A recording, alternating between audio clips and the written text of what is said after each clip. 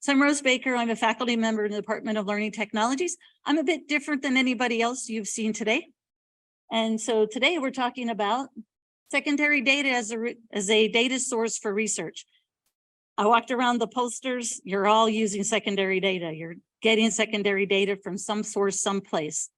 And the thing to keep in mind is that some primary data reason was a reason why that data was selected, created, gathered, wherever it came from. And so as a secondary data person, you're looking at this part in some way different than how it was collected from that initial part.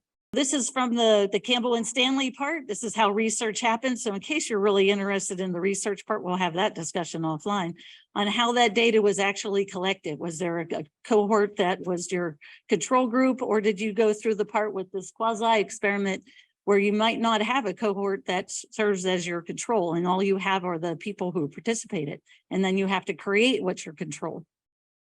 So in longitudinal studies, so primary data, so this is where I do a lot of work with longitudinal studies. The thing that I really like about it is somebody out there used it and spent millions upon millions of dollars to get me some really good data that I can do research with.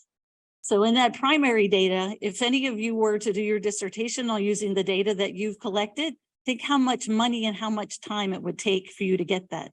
You probably wouldn't be able to finish in 8 years. And if you're a master's degree student, you probably wouldn't finish in 2, because that data takes a long time to get there. So with this idea with the secondary data, the advantages are that you're having somebody else spend the millions of dollars that it takes to get that data, and then you're getting all of this information that you now need to sort through. The piece you have to be careful of is that there was some research question that they had when they initially had that data collected, and now you're looking at it with this new research question. What were the original research questions that happened? Even if you go out into GitHub and get data, you need to know why they collected this data, where it came from, what were those parameters. It's because you really want to understand what the bias is behind that data. The second one, what population was studied.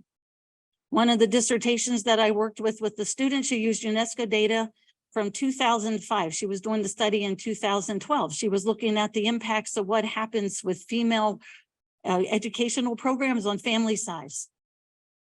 So when she's defending her dissertation, I asked her, I said, okay, so we're sitting now in 2012, 2014 type of time frame, and your data is from 2005. So what's your data actually saying about what's going on right now? And she's like, I don't know.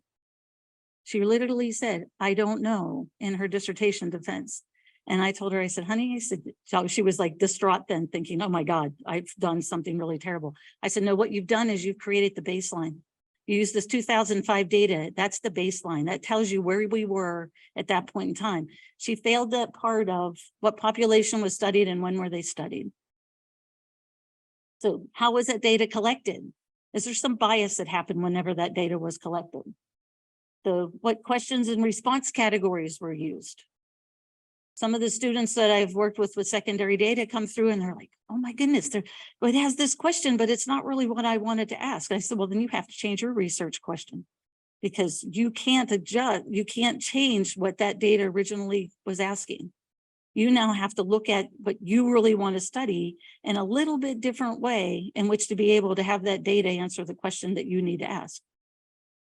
Was oversampling used? Some surveys that I've worked with have particular underrepresented populations that are now oversampled inside so that they can get that representation. And then how many clusters or stratification elements are inside? So that they go through and do some type of research where they said, oh, I'm going to go ask this table right here because they're very convenient for me to get to, and have them represent all the rest of you. But if you look at this table here, you say, wait, they don't look like me. They don't talk like me. They don't think like me. They don't do the things that I want. How can they represent me? So this is where those clusters and stratification elements come inside. And then is that weighting of data required? So these are some of my favorites of places in which to go and get data. So this is in addition to the GitHub stuff that I do.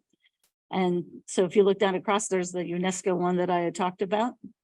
And so these are some of my other favorites. And these ones now I go into a little bit more detail. So this is the American Community Survey.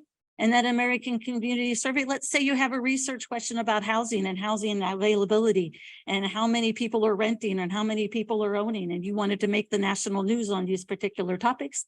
This is where you would go, the American Community Survey. These are my absolute favorites. I actually guided a student a couple years ago in her dissertation, and she used the NLSY 79. Initially, there were about 13,000 people that responded. They wiped out 2 subsamples. There's still about 10,000 people that are inside this data set.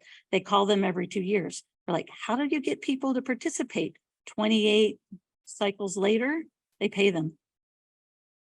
And the interviews are long. And then you get to the NLSY 97, there's 19 rounds of NLSY 97. And you look up inside there, 8,984. So there's another 9,000 people and inside those. So you get these people clear back when they were kids through all their work history, all their going to prison history, all their marriage and divorce history. All of this is inside that data set. You just have to pick out which variables you want to combine together. There's restricted use data sets. The IES data is something that I've used in the past. I haven't used it since I came to UNT.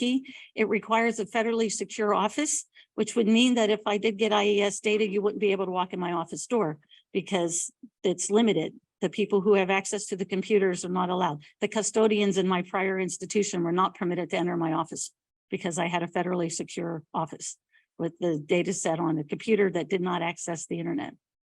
So it's one of those parts of security whenever you have these restricted data sets. I had the restricted for the IES, and I also had restricted for NLSY 79, which means that I could pinpoint if I really wanted to give the effort and identify exactly who that person is. That's why they're restricted. The IPUNS data, this is one that's available to all of you. This is totally free. And the one I've used the most on is the bottom right-hand corner, the higher ed data. There's about 1 million records. And a couple of years ago, we did a correlation study to see what was going on inside the data. And I got all ones in the data set. And we couldn't figure out why and what had happened with that. We still don't know exactly what happened, but we're looking at a data flaw. So what's inside it? These are those next 3 slides are publications that have happened. This is a person who was a student that I was working with in a class that I was teaching in the summer before I came to UNT. And I've stayed in a relationship with her after. And she uses what's the Korean Research Institute for Vocational Education and Training data, the CRIVET data. One day I was like, oh, let me go and help you with this. And I went to go download the data set. The page to download the data set's in English, but the entire data set is in Korean. I said, well, I guess I need to learn that language. So I did start learning Korean so I could read the data set. And then there's this post-secondary education data set, IPEDS. This is one of our students. He's currently working on his dissertation using the IPEDS data. This is a publication that we did on a course that I had taught back in 2018. And then this one was my grad student just before I came to UNT. And he is a person who works in the education ministry in Korea. And this is a publication we worked on after I came to, or right at the time I was coming to UNT. And this was the assumed benefits and hidden cost of adults in going back to school. And so the benefits that all happen because people decided to go to school and how it changes your employment route. And those are the citations that go with this.